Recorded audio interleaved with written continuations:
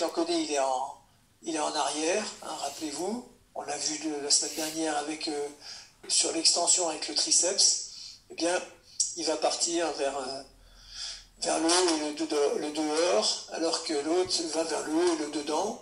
Et donc, si on avait à les superposer, je ne sais pas si ça va marcher là, ça ne marche pas bien sûr l'animation, et si jamais, normalement il y avait une animation qui sort ici et qui superpose, hein, là c'est une vue postérieure, là c'est une vue antérieure, quand sur une des deux vues on superpose les deux actions, on s'aperçoit que ça travaille, ça fait un renfort, et qu'en fait ça va nous stabiliser notre tête radiale, hein, à la fois en arrière, en avant, le tout en se croisant. Et donc ça stabilise cette tête-là, qui, je vous le rappelle, en plus de tout ce qui est musculaire, au niveau passif, il y a le ligament annulaire, dont on a reparlé tout à l'heure, le ligament de Denus est en dessous, et puis bien sûr les membranes interosseuses entre les deux os, parce que ça c'est quand même une zone de fragilité au niveau du coude, hein, cette tête radiale-là.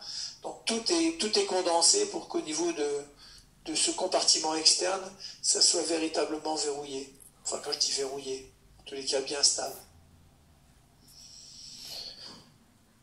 Ça c'est le testing, vous verrez. Et puis on a des muscles supinateurs, qui sont toujours plus forts que les muscles pronateurs. Mais ça c'est dû en grande partie au biceps. Le biceps c'est un muscle qui est très puissant. Et on a donc, comme il est supinateur, on a des muscles supinateurs qui sont plus forts que les muscles pronateurs. Là encore, on a des compensations possibles par abduction de l'épaule. Exemple, dévissage, on en a parlé tout à l'heure.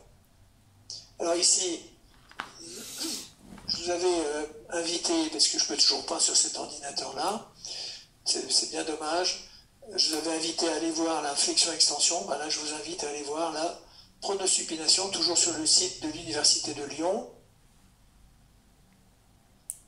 Et non, il n'y a pas de compatibilité avec...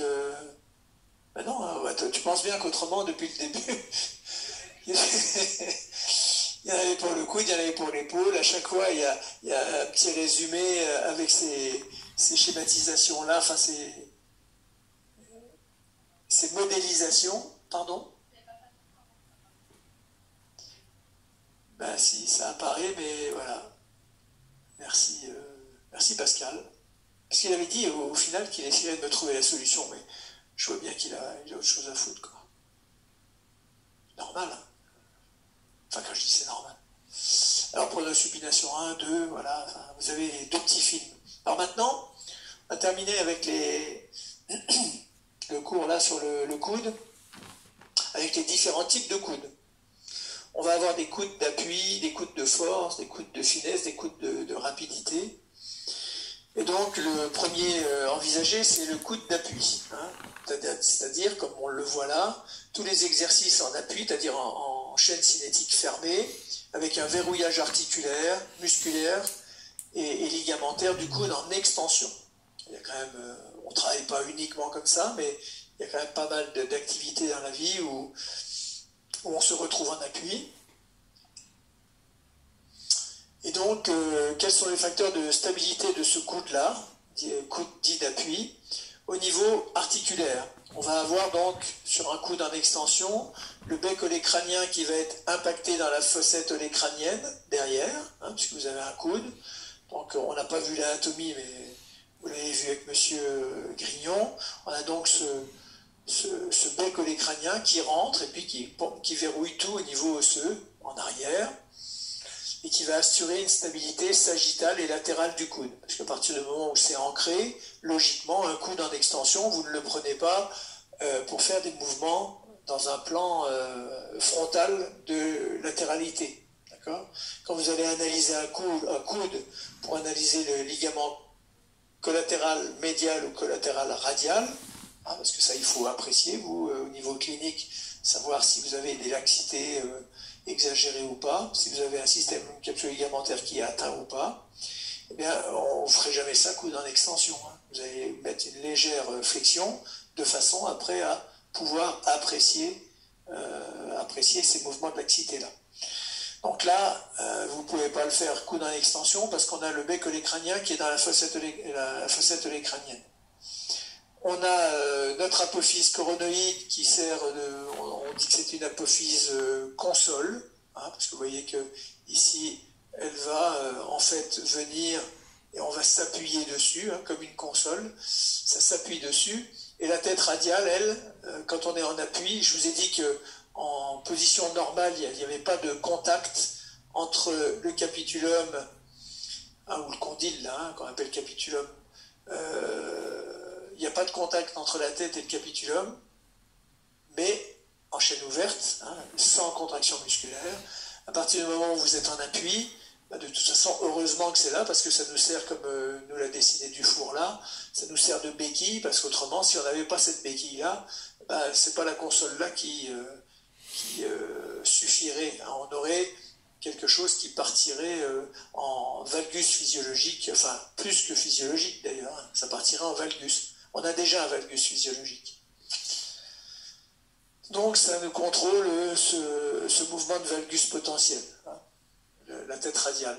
Les contraintes, quand ils ont calculé les forces pour savoir où ça passait, on sait qu'en appui, on a 60% des forces qui passent en numéro ulnaire, pardon, pour 40% qui vont passer en numéro radial.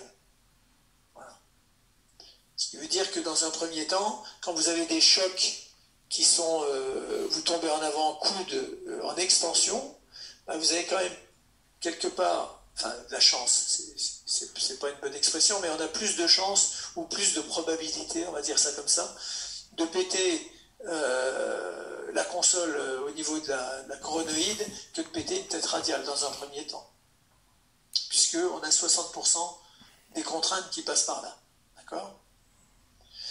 Au niveau ligamentaire, qu'est-ce qui va assurer la stabilité? Ça va être le ligament antérieur, au niveau, alors on ne les a pas décrits les ligaments, hein, mais il y a 3 faisceaux, etc. J'espère que vous l'avez fait avec monsieur. Autrement, vous aurez ça sur ma partie que je donnerai à l'école, hein, la partie coude anatomique.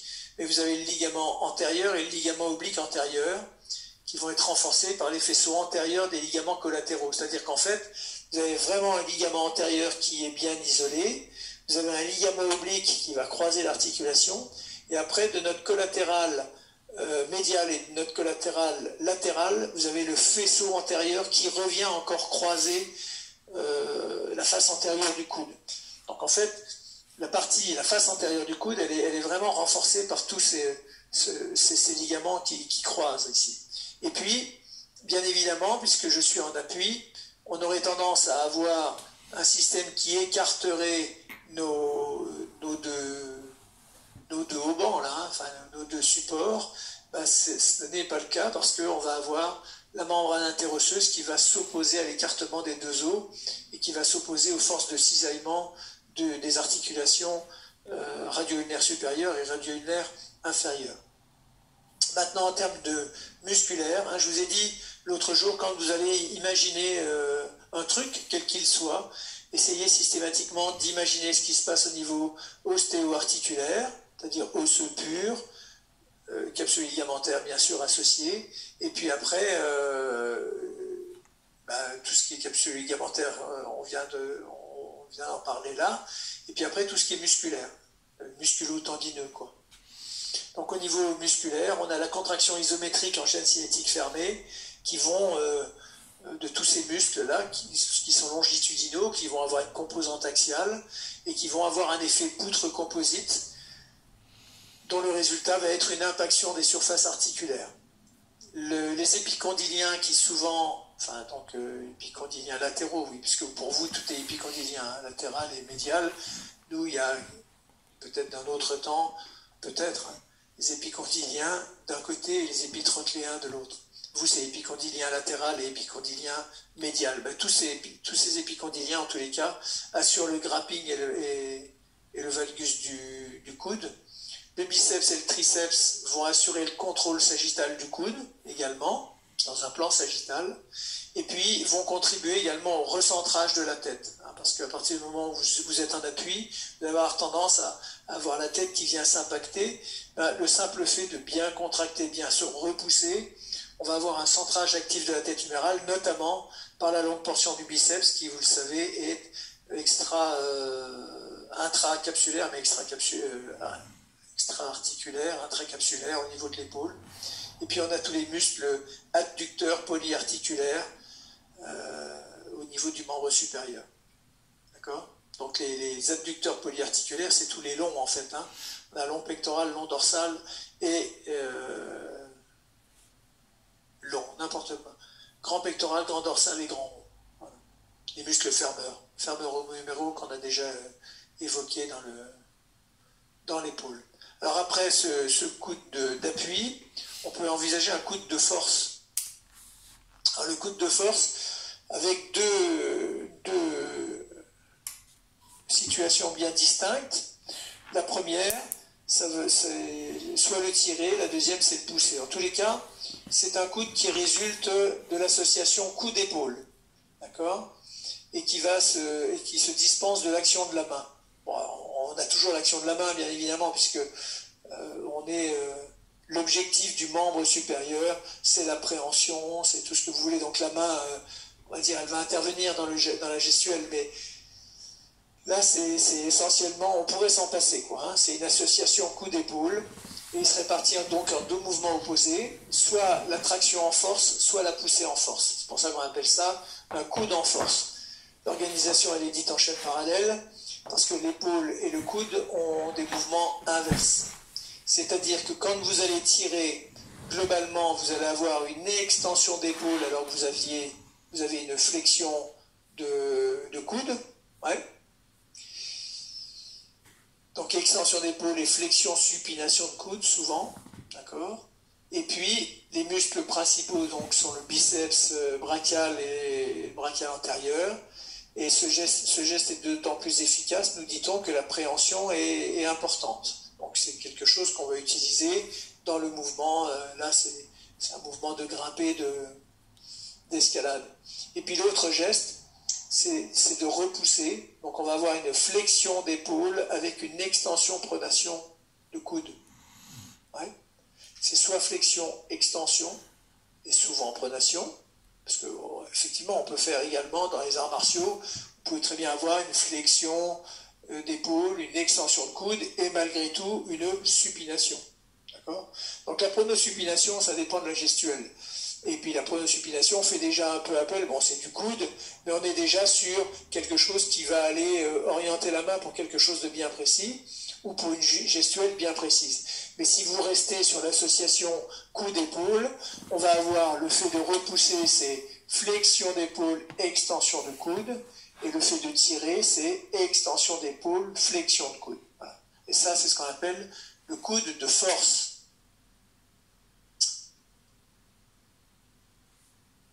Ensuite, on a ce qu'on appelle le coude de vitesse, c'est-à-dire des mouvements à grand bras de levier, grand mouvement à vitesse, hein, balistique du membre supérieur. C'est l'amplitude du mouvement et la vitesse linéaire qui vont prévaloir hein, pour avoir un geste performant. Là, j'ai pris, on imagine bien tous les lancers, notamment le lancer de javelot. C'est la dominante fonctionnelle de l'épaule, mais pas seulement. Hein. Vous savez très bien que, on est sur du coude, donc ça va dépendre énormément de l'épaule, mais sur une gestuelle comme ça, il n'y aurait pas que l'épaule, le coude et l'épaule à regarder, parce que souvent on a quand même la rotation des ceintures, etc., etc. En tous les cas, l'épaule induit un mouvement de fléau de l'avant-bras, d'accord ? De l'avant-bras ou de la raquette, on peut avoir ça dans les sports dans le tennis, hein, on a un coude de vitesse. Et puis, on peut avoir un coude de finesse également. Alors cette fois-ci, le coude de finesse, il va résulter de l'association, non pas coude-épaule, mais il va résulter de l'association coude-main. C'est-à-dire, la main, on est vraiment là dans la préhension après, dans la précision du geste. Et puis la main, c'est un organe qui est essentiellement volitionnel, hein, c'est vous qui décidez de ce que vous allez faire. Et on est en interdépendance avec le cortex, c'est pour ça que on s'arrêtera beaucoup sur la main et sur la représentation d'ailleurs de la main avant de faire la synésio. Vous verrez qu'il y a toute une partie du cours qui est dédiée à la main pour vous faire comprendre que quelqu'un qui va être qui va être traumatisé de la main, c'est pas quelque chose d'anodin, quoi. C'est pas quelque chose d'anodin. Alors on a deux situations, soit une main qui va être ouverte, soit une main qui va être en fermeture. D'accord?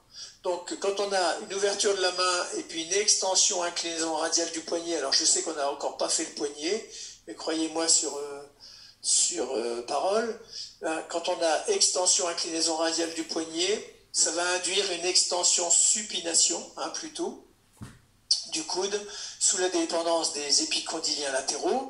Donc là j'ai pris le tennis de table, ou pour vous le ping-pong dans votre sous-sol.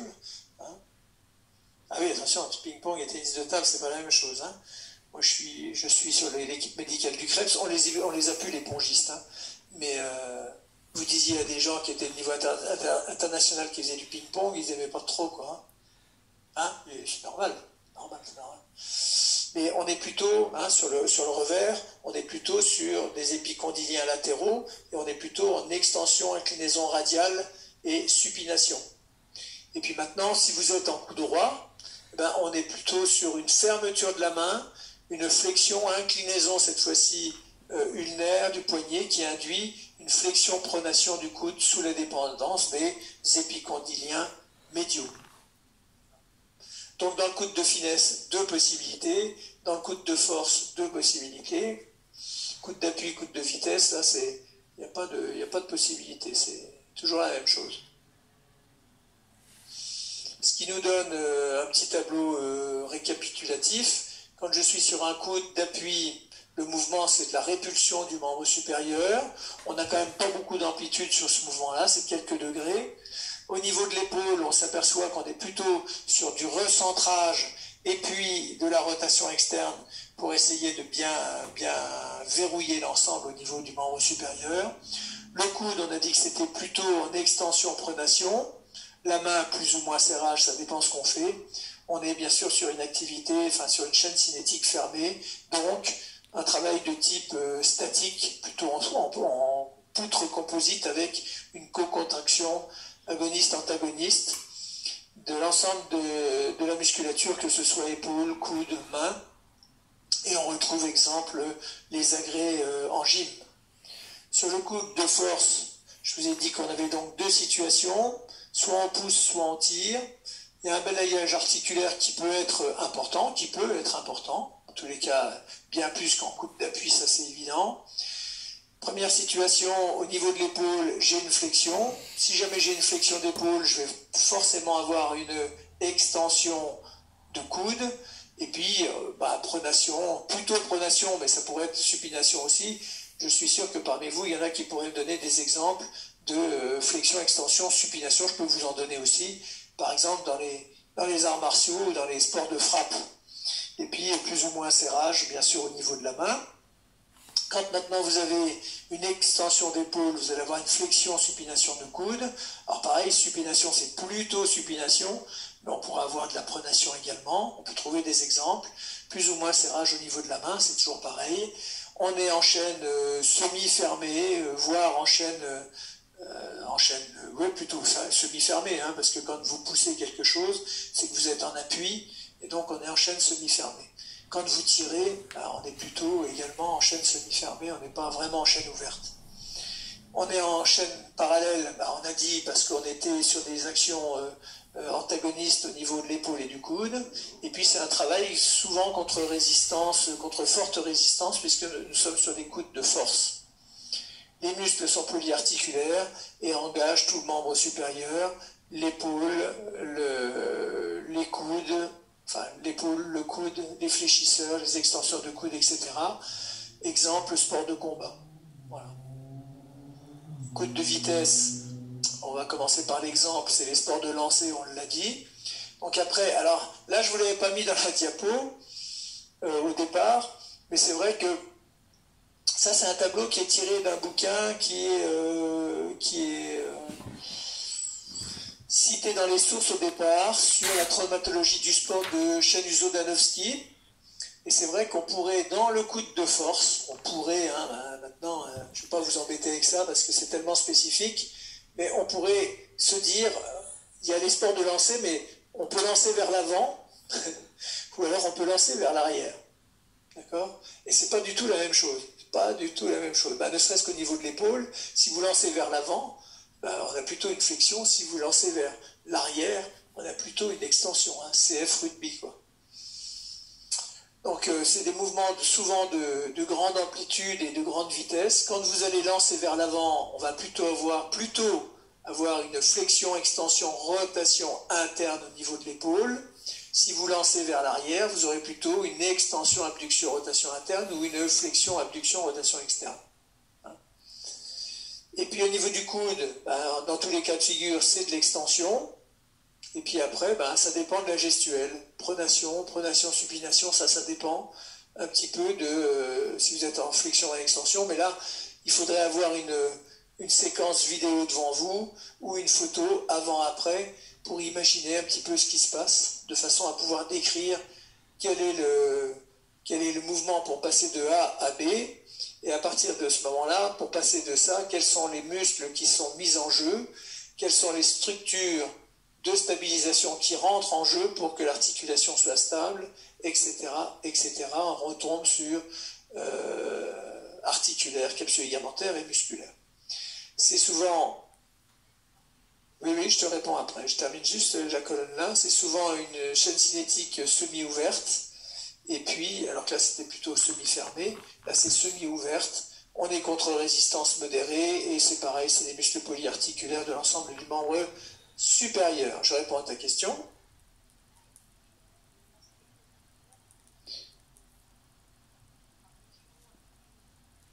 C'est parce que il suffit de regarder des rugbyman. Hein. Soit tu peux le lancer avec une extension, soit tu as la participation du tronc, tu vas lancer, on est quand même plutôt sur de l'abduction physiologique si tu veux. Hein.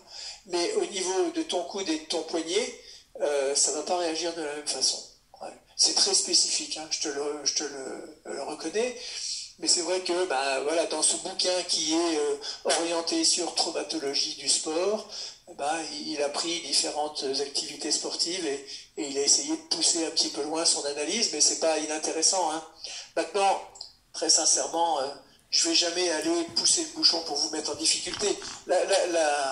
L'idée n'est pas de vous mettre en difficulté si jamais on avait la possibilité en fin d'année de faire un truc en présentiel. De toute façon, les photos ne peuvent être faites qu'en présentiel. Hein. Après, à la maison, ça serait un QCM à la con, et puis voilà. Un truc inintéressant, quoi. Et puis, le coude de finesse, je l'ai dit, alors, soit on offre, soit on prend. Hein. Le coude de finesse, on l'a pas dit. Il n'était pas au-dessus, si? Si, on a vu le coude de finesse? Bien sûr, on l'a vu. C'est soit offrir, soit prendre. Donc, l'amplitude articulaire, elle est plutôt modérée. Et puis là, ça dépend de la position de fonction au niveau de l'épaule, plus ou moins rotation interne ou rotation externe, en fonction de est-ce que l'on veut offrir ou est-ce qu'on veut prendre. Hein, si on veut prendre, on serait plutôt en pronation au niveau de notre coude, vous êtes d'accord? Donc si je suis en pronation, imaginez le mouvement d'aller prendre quelque chose, vous êtes plutôt sur quelque chose qui s'inscrit dans de la rotation interne au niveau du membre supérieur, d'accord? Pour prendre. Si vous êtes à offrir quelque chose, c'est-à-dire à vous mettre plutôt en supination pour offrir quelque chose, on est plutôt dans une dynamique de rotation externe, d'accord? Donc ça dépend. Voilà, ça dépend si vous offrez ou si vous prenez. Si jamais vous prenez, on vient de le dire, après vous êtes en flexion, pronation. Si maintenant vous êtes à offrir, vous êtes plutôt en extension, supination. D'accord? J'avais donné il y a quelques années, mais il faudra que je vous montre quelques exemples, bien sûr, une fois que tous les cours seront faits. J'avais donné une fois un truc, c'était quelqu'un qui venait chercher une carte de visite dans sa poche, et puis donc la première photo, c'était on venait chercher dans la poche, la deuxième, on offrait la carte de visite. Voilà.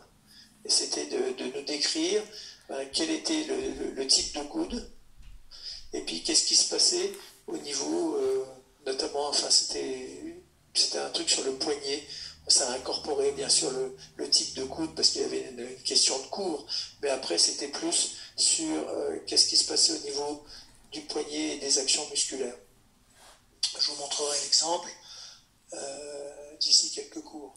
Je vous montrerai quelques exemples, je ne vais pas tous vous les montrer, hein, mais comme ça vous donnera une idée de ce qui peut se passer là-haut. Mais toujours avec une correction. Ce que je vous montrerai, il y aura toujours la grille de correction, comme ça vous... Parce que ça peut affoler quand on voit ça. On dit, mais il est fou, il va nous filer un truc comme ça. C'est vrai, hein, on l'a déjà dit. Hein. Mais au final, quand on voit la grille de correction, on se dit, wow, comment ne pas avoir la moyenne, quoi. J'essaye toujours de vous trouver des points partout, quoi. Aucun intérêt de vous mettre en difficulté. Bien.